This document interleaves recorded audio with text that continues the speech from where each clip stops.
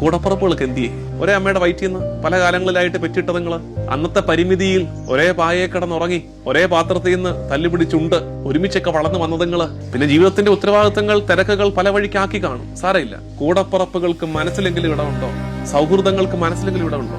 മറ്റുപോകുന്നുണ്ടോ? മുറിഞ്ഞു പോകുന്നുണ്ടോ? Where is your brother?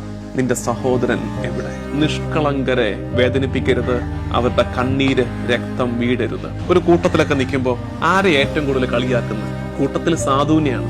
ആ പാവമാകട്ടെ ഈ കളിയാക്കലൊക്കെ കേട്ടിട്ട് തലയും കുനിച്ച് അങ്ങനെ നിൽക്കും. അപ്പൊ നമ്മുടെ വിചാരം ഇനിയും അവന്റെ മെക്കിട്ട് കയറാമല്ലോ എന്നുള്ളതാണ്. അവന്റെ നിശബ്ദതയെ ഭയപ്പെടണം.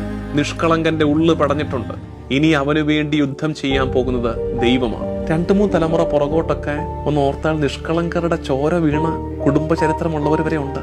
ഈ കാലത്ത് ഒരു പക്ഷെ കാണത്തില്ല. ലോ ആൻഡ് ഓർഡർ ഒക്കെ ഇത്രയും പവർഫുൾ അല്ലാതിരുന്നൊരു കാലത്ത് ചിലപ്പോൾ നമ്മുടെ ഓർമ്മയിലോ നമ്മുടെ കേട്ടുകേൾവിയിലോ ഉണ്ട്. നിഷ്കളങ്കരുടെ ചോര വീണടങ്ങളൊക്കെ കാണത്തില്ലേ? ഉണ്ടാകാൻ സാധ്യതയുണ്ട്. വലിയ പ്രാർത്ഥന പരിഹാരങ്ങൾ ഉയരണം അതിനൊക്കെ വേണ്ടിയിട്ട്. നിഷേധിക്കുന്ന കൂലി, നമ്മൾ പാഴാക്കുന്നവ, ദൂർത്ത്, ഇതൊക്കെ നിഷ്കളങ്കനുമായിട്ട് ബന്ധമുള്ളതാണ്. ദൈവം ഇറങ്ങി വരുന്ന പാപമാണിത്. നമ്മുടെ എന്തോ ഒരു സ്വാർത്ഥ നേട്ടത്തിന് വേണ്ടിയിട്ട് ആരുടെങ്കിലും കണ്ണീര് വീണായിരുന്നു നമ്മുടെ വഴികളിൽ. അങ്ങനെ ഉണ്ടെങ്കിൽ വളരെ ഗൗരവത്തോടെ ആത്മശോധന ചെയ്യണം. കർത്താവിന് മുമ്പിൽ കരുണയ്ക്കായി പ്രാർത്ഥിച്ചാൽ മാത്രം പോരാ കേട്ടോ. അവരോട് രമ്യപ്പെടണം, വേണ്ട പരിഹാരം ചെയ്തു കൊടുക്കണം. പറ്റാത്ത സാഹചര്യമാണെങ്കിൽ അതിന് പകരമായി മറ്റെന്തെങ്കിലും ഒരു നന്മ ഈ നിയോഗത്തെ പ്രതി ചെയ്യാൻ ഈ നോമ്പ് കാലത്ത് കുടുംബങ്ങൾ പ്രത്യേക എഫേർട്ട് എടുക്കണമെന്ന് സ്നേഹത്തോടെ ഓർമ്മിപ്പിക്കട്ടെ.